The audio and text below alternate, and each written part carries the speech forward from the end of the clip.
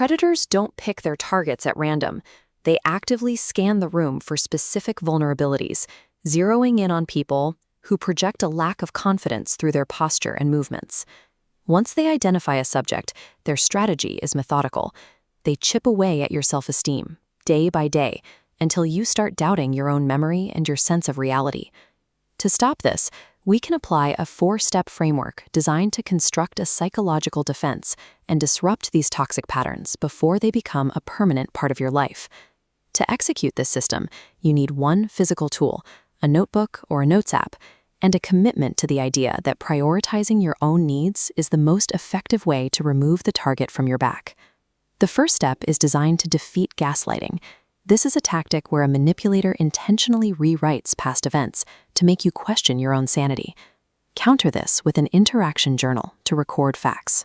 Anytime a conversation leaves you guilty or obligated, write down the exact words and your emotional response. This physical act of writing forces your brain to disengage from emotional reactions and switch to logical tracking. By holding physical, time-stamped proof, you anchor yourself in objective reality. This makes it significantly harder for a manipulator to successfully distort your memory later because you have documented the truth. Step 2 focuses on your physical presence.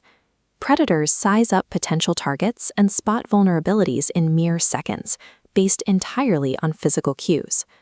We adjust these signals using power poses, a method identified by psychologist Amy Cuddy to shift how you feel and how others perceive your confidence levels. This split screen shows vulnerability markers on the left, slouching, looking down, and crossing your arms. On the right, the posture to adopt. Stand tall with an open chest, roll shoulders back, keep palms visible, and maintain steady eye contact. Intentionally taking up more physical space signals that you are willing to defend your boundaries. Because manipulators seek out the most compliant subjects, appearing physically steady often deters the behavior before a single word is spoken. Step 3 is drawing the line. Take out your journal and explicitly write down a ranked list of your top core values, such as your personal time, your family, or your hobbies. Look at this checklist of your fundamental rights: the right to respect, to your own opinion, and the absolute authority to say no. When a demand clashes with your priorities, apply a firm refusal. Make eye contact and say, "No, I cannot."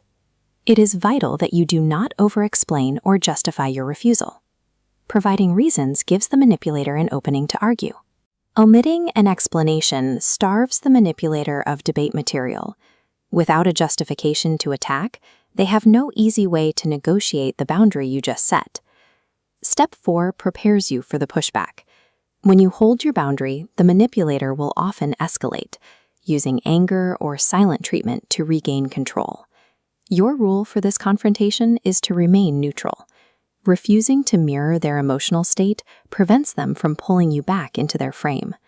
This diagram shows the required dynamic. While their emotions fluctuate wildly on the left, keep your side cool and stable, processing interactions through logic. Eventually, your journal may show this person is unwilling to respect any boundary. In this scenario, you use a total cutoff as a final resort. This means blocking their numbers, deleting emails, and removing their presence from your daily life entirely. Severing a toxic tie preserves your psychological integrity. It is a logical defense mechanism for when boundaries are no longer respected. Tracking reality, adjusting your physical presence, and logically enforcing a no systematically starves the manipulator of the influence they need to operate. Standing your ground will feel deeply uncomfortable at first, and it will almost certainly trigger pushback from the toxic individuals in your life. Continue logging your interactions and practice your postures in the mirror daily until these defensive strategies become an automatic habit. Prioritizing your own mental health ensures your long-term safety. By following these steps, you transition from a passive target to a proactive defender of your own well-being.